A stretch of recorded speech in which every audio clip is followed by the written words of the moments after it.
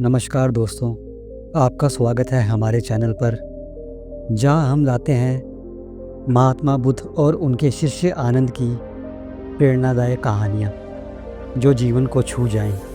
आज की कहानी आपको लेकर चलेगी ऐसे गांव में जहां प्रकृति के कहर के आगे इंसान असहाय था, पर बुद्ध की सीख ने उन्हें वह दृष्टि दी जिससे उन्होंने ना सिर्फ खुद को बल्कि आने वाली पीढ़ियों को भी बचा लिया। तो चलिए शुरू करते हैं। बहुत समय पहले की बात है। महात्मा बुद्ध अपने कुछ शिष्यों के साथ एक यात्रा पर निकले थे। वे गांव-गांव जाकर लोगों को जीवन, करुणा, धैर्य और शांति का मार्ग दिखा रहे थे।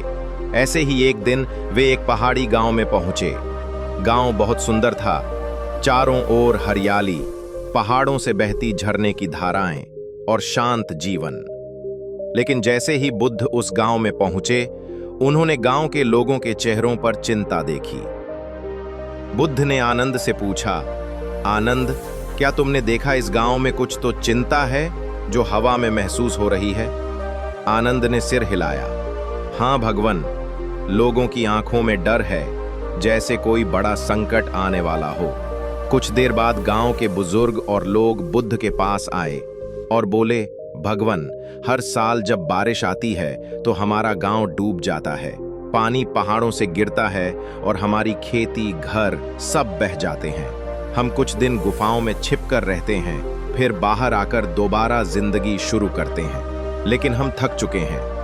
क्या हमें ये सहना ही होगा? बुद्ध कुछ क्षण चुप रहे। उन्होंने मिट्टी की ओर देखा, फिर पहाड़ की ढलान की ओर, फिर गांव के रास्तों की दिशा में। फिर उन्होंने मुस्कुराकर कहा, प्रकृति को रोका नहीं जा सकता, लेकिन समझा जरूर जा सकता है, और जिसे समझ लिया जाए उसे अपनाया जा सकता है। गांव वाले चकित हो गए। बुद्ध बोले, तुम्हें वर्षा से डर नहीं लगना चाहिए, तुम्हें उसकी चाल को समझना चाहिए। पानी हमेशा नीचे की ओर बहता है, उसे रास्ता दो, लेकिन अपने घरों को उसके रास्ते से हटाओ। उन्होंने गांव के लोगों से कहा कि वे मिलकर गांव के चारों ओर से छोटी छोटी नालियां बनाएं और ऐसे जगहों पर मिट्टी के टीले और पेड़ लगाएं जो पानी की रफ्तार को रोक सकें। उन्होंने सिखाया कि कैसे पत्थरों की दीवारों से बारिश के बहाव को मोड़ा जा सकता है और कैसे जमीन को थोड़ा ऊंचा करके घर बनाए जाएं जिससे पानी भीतर न जा सके। गांव वालों ने बुद्ध की बात मानी।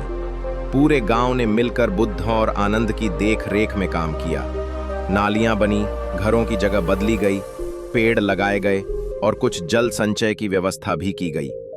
फिर वह मौसम आया, बादल गरजे, बारिश शुरू हुई, पानी पहाड़ों से गिरा, लेकिन इस बार गांव के भीतर नहीं गया।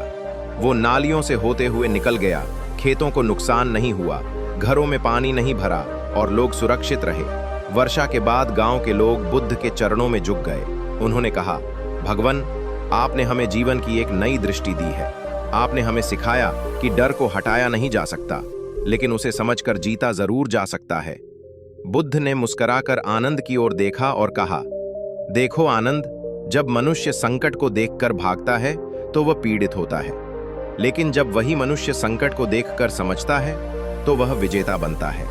यही जागरूकता है, यही धर्म है। इस कहानी ने उस गांव को बदल दिया। वहां के बच्चे अब डर में नहीं, ज्ञान में पले बढ़े। वे जानते थे कि बारिश एक विनाश नहीं, अवसर है, यदि हम तैयार हों।